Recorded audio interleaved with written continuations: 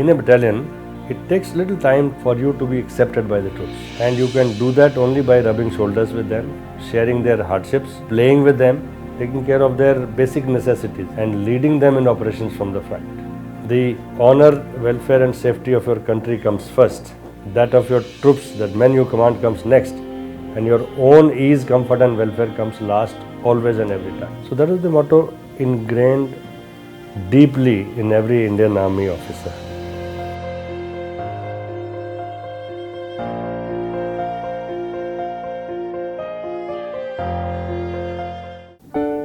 I am General JP Nehra, served in the Indian Army for more than 40 years in the infantry, Madras Regiment.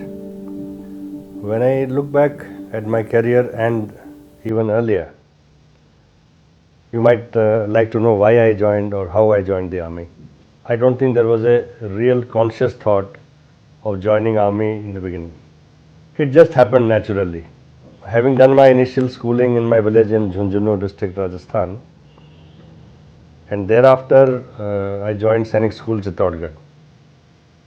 And you know, the aim of Sainik schools and military schools are to prepare cadets to join armed forces. And that's how we were set on an assembly line sort of a thing. And as we graduated through school, we appeared for the National Defence Academy, got through, joined it in June 1970, and passed out from the IMA in 1974 June, joined the 16th Battalion of the Madras Regiment, that time one of the highest decorated battalions of 71 war. It was really a proud moment for me. The tradition also runs in the family. Otherwise, I am a second generation army man. My father too was in the army.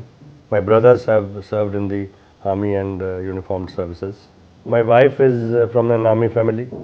My father-in-law was martyred in 1962 operations. He was a lieutenant that time.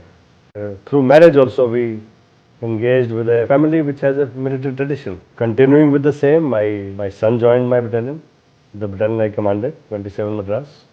But somehow this tradition continues. I think I was uniquely fortunate to have served for more than 40 years. Not everyone gets to do that. It was not exactly a bed of roses. One went through difficult times, not so difficult times, sensitive areas, operationally very, very tough areas, whether in the northeast or in the western front. I was posted for 5 tenures in the northeast in all troubled times, whether it was Mizoram, Nagaland, Arunachal, and 4 tenures in J&K. Of course, the first tenure was peaceful, but after that, it has always been in kind of a hotbed environment. So one has got used to it, really. One has had other tenures, yes, of various kinds. And I think basically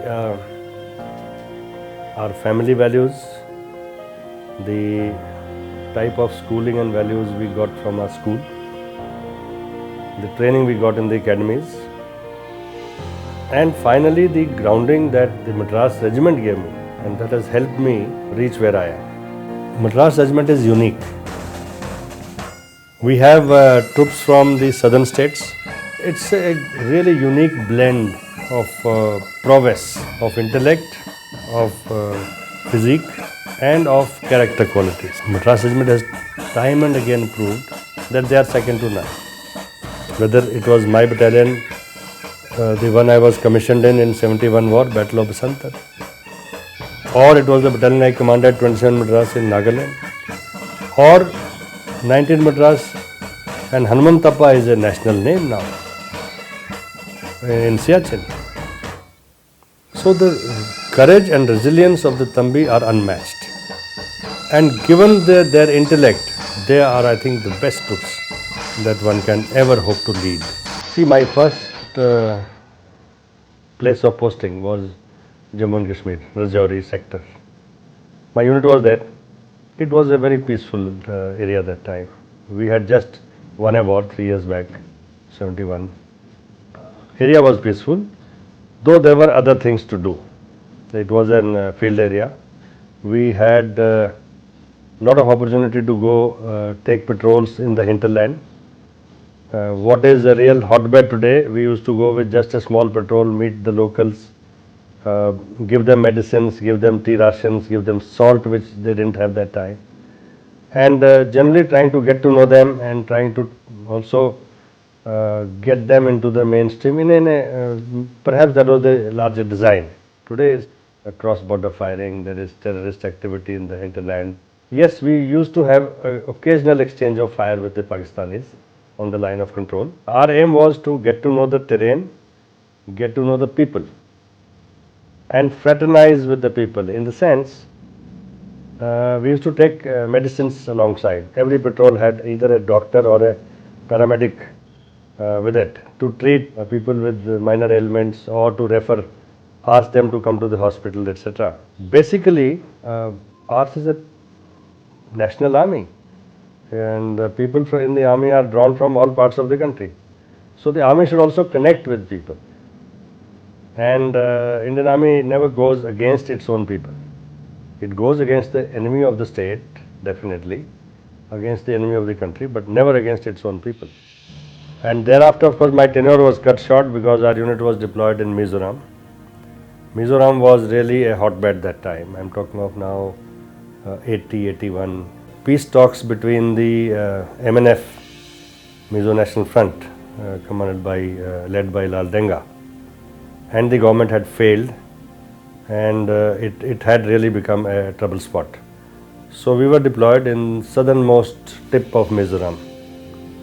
So I was a company commander then, and our sole job was carry out population control measures we used to take. We used to go for counter-insurgency operations. That is the time I saw Northeast for the first time, and I feel the Northeast people are really a wonderful people. They are really a nice people. Somehow they have got the perception that the Indian mainstream has neglected them. So idea was not to trouble the population there, yet go after the militants. You have to take a lot of care, and the way Indian Army teaching is, and my instructions to my people were very clear. Do not unnecessarily trouble the population there. Unless you have hard intelligence, don't do any operations inside the village. And our company and battalion became really popular in that area. People started liking us. Not the people that we are against. It's only the bad guys. Thereafter we came to Sikkim. Sikkim was another field area, non-family. Our operational area was in high altitude. And command of a unit, like I said, is the first real challenge for any officer. And it's also a dream. A number of times we learnt later, when you talk of dangerous situations, when you are moving out of your base in these situations, whether it is J&K, Northeast, one thought is always in your mind, and from where the bullet will come, really you can't say. This thought is foremost in the mind of the troops as well. So imagine the psychological state of an army guy who is going through these operations. And then I was selected to be Deputy Force Commander and Deputy Head of Mission in United Nations mission in Lebanon. That's called UNIFIL. So I went there in February of 2006, and soon after I went there, there was this intense war between Hezbollah and Israel which erupted. Those 34 days experience of the war is absolutely unique. As commander of the military component, we were immensely tense during that battle. As you know, UN, you never take sides. You only try to de-conflict situations. So Hezbollah and Israel virtually devastated southern Lebanon, razed villages after villages to ground, destroyed practically all bridges, all petrol pumps. It was a sight to be seen. Thousands of cars were destroyed. There were hundreds and hundreds of civilian casualties. But through our efforts, we were able to save lives of civilians. We sometimes put lives of our own peacekeepers in danger, trying to save the lives of civilians. We used to get them, provide them shelter in our close to our compounds, and we were pretty successful. So that is how the UN played a key role in saving lives, though it could not stop the war. Normally, a United Nations mission, when after it is authorized, it takes months and months, sometimes a year, to be set up on ground. In our case, the expansion started in a few weeks. Troops started rolling in. So that was a great thing because we were there on ground. We were there. We were occupying almost 60 odd posts. We also suffered some damage in that. We suffered some peacekeepers were hit. There were casualties, fatal as well as non-fatal. We had loss of property. But that's part of the game. That's part of the game. And ultimately we were able to deconflict and maintain peace thereafter. You see, the Indian Army is not only guarding the borders, not only preparing itself for a war, but it also comes very readily in support of the civil administration to help our countrymen in times of disaster. Indian Army is one of the first responders. You will see across the board, they work tirelessly, selflessly. See, without family support, I do not think anybody can achieve anything. And I have been very lucky that my family has been a great support to me. And my wife sitting beside me, that helped. She understood the travails of army life and how to manage the family in my absence, particularly during our field tenures. So not only did she look after the house, the kids, also when we were together in peace stations, she was really caring for the families of the unit.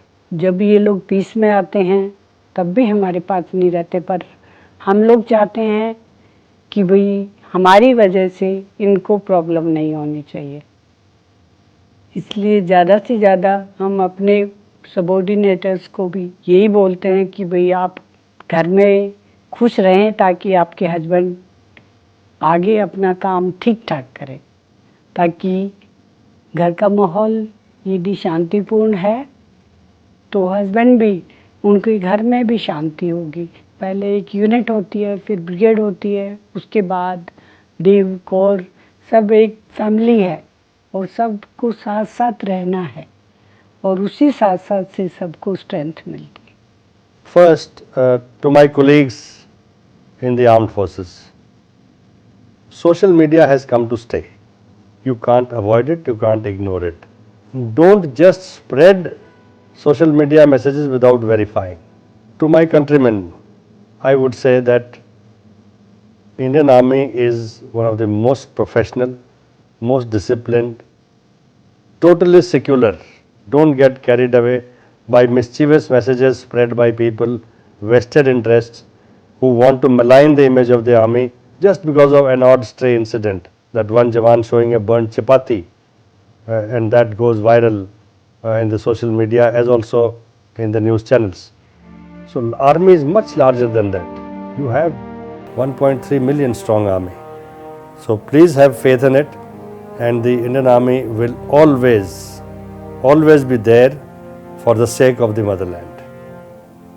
To the media, once again, I would request that be responsible. Act responsibly and don't just go for TRPs. Thank you. Jai Hind.